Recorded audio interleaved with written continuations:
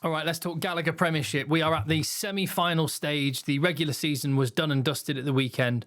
Round 18 in the books, and we know the final four. I want to talk about the weekend we just watched, the semi-finals that we've got to come, and some overall bigger picture thoughts as well, which I would love to get your thoughts on. So please get them stuck in the comments down below. Let's start with the fact that we now know the final four. Dynamite pair of semi-finals. Truly awesome. I'm really, really excited for this weekend. West Country Derby on Friday night, Bath against Bristol. That one is going to be, that's going to feel personal. I used to live in Bath, went to university in Bath, and I got my first house there and lived there for 5-6 years. And I watched a lot of rugby there, including many a Bath Bristol derby, and it was feisty. It always has been, and it's going to be again. And in the other one on Saturday, two meaty packs that are going to meet in an arm wrestle of a game at Welford Road. Leicester Tigers against Sale Sharks. Shark and a tiger, who would actually win that fight for real? If a shark were going to fight a tiger, obviously a shark would win in water and a tiger would win on land, but there you go. Well, maybe that tells you a story. Home advantage could be the factor in that one. That may be the way it goes. There's no tigers in Leicester, and there's certainly no sharks in Manchester. I live in Manchester, and we're 30 miles from the sea. So no bears in Bristol, for that matter. Bath don't have a...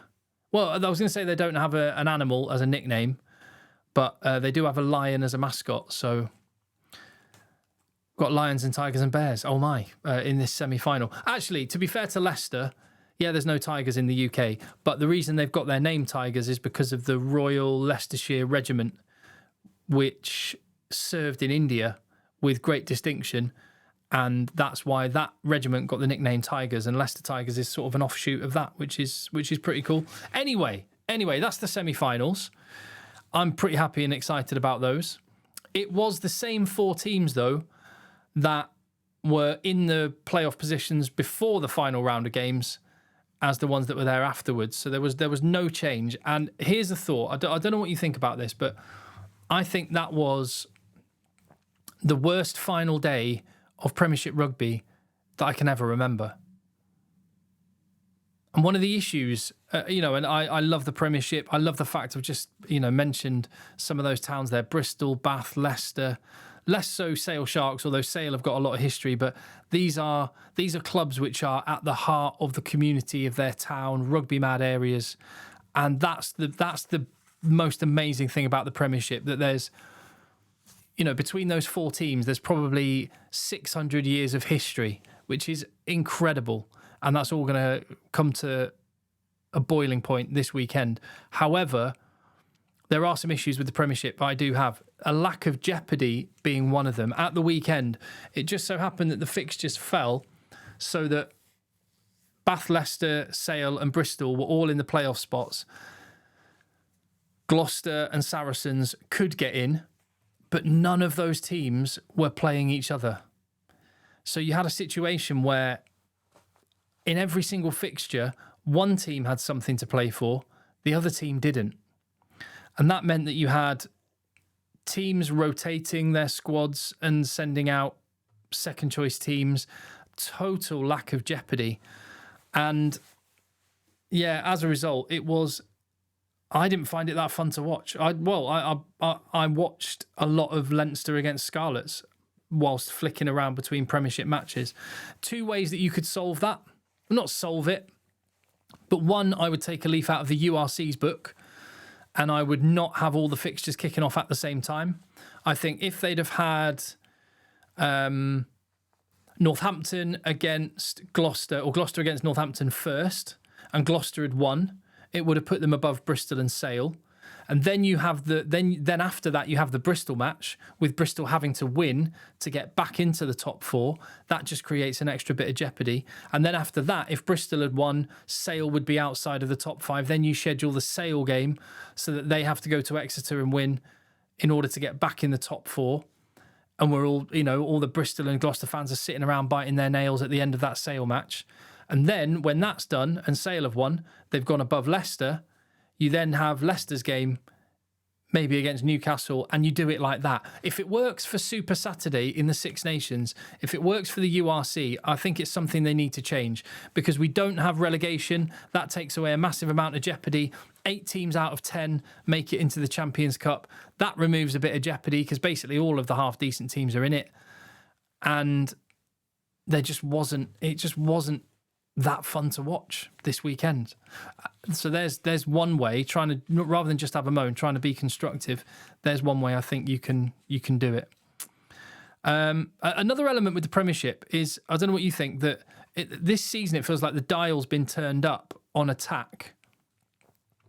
The skills have been brilliant. Some of the tries have been outstanding. I just wonder if the balance is slightly skewed. I think that will change now we've got to the playoffs. I think it's going to get tight and tense. And I think it's going to be titanic defences going against each other. And I understand what people are saying. This supposedly what people want are tries and 15-second TikTok clips. I'm not convinced by that. I think people still love scrums, massive shots in defence, and tight matches. So the score lines this weekend weren't always the most fun. Looking at the games, Bath went to Sarries. They sent a second team and did pretty well to be as close as they were to Saracens, who had to win, knew that even if they did win, they were unlikely to qualify. It was a farewell for Alex Good. What a career he's had. 6 premierships, 3 Champions Cup or Heineken Cups. Unbelievable career. And arguably should have had more international opportunities than he got. What a servant for Saracens. And fair play. And on Lions Watch, Itoje, Daly, Ben Earl, they all came through that game okay, I think. Second place, Leicester. They were always going to score the 5 points against Newcastle Falcons. Newcastle, it's a sad state that they're in. Talk about the Red Bull sponsorship and ownership of the team is still swirling. We'll wait and see if that one actually happens and what difference that makes.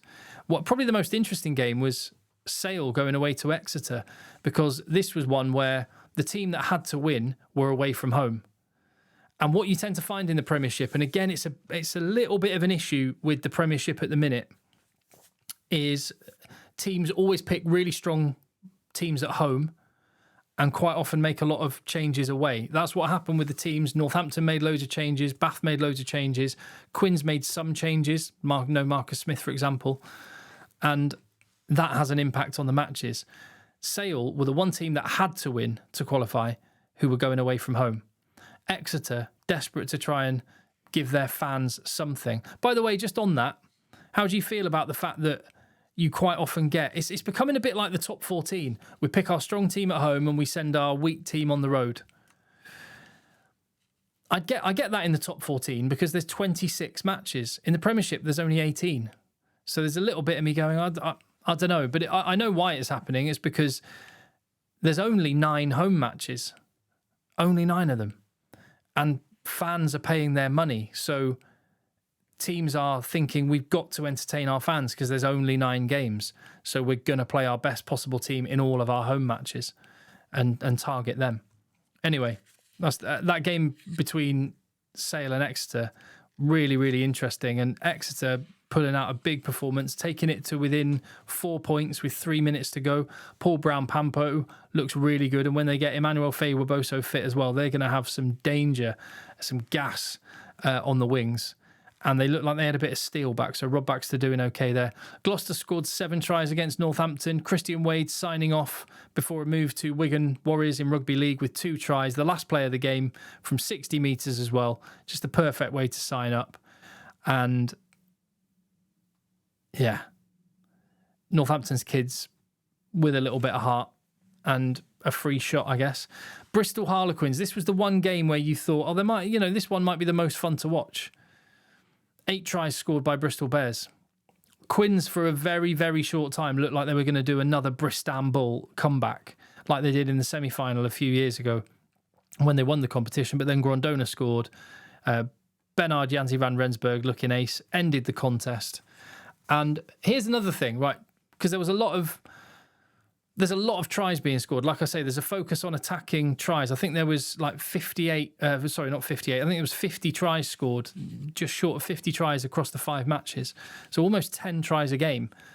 And One thing I would do if I were in charge of the Premiership is I might consider changing to the French bonus point system, where rather than both teams winning and losing getting a bonus point for 4 tries, because most teams got a try bonus point in this one.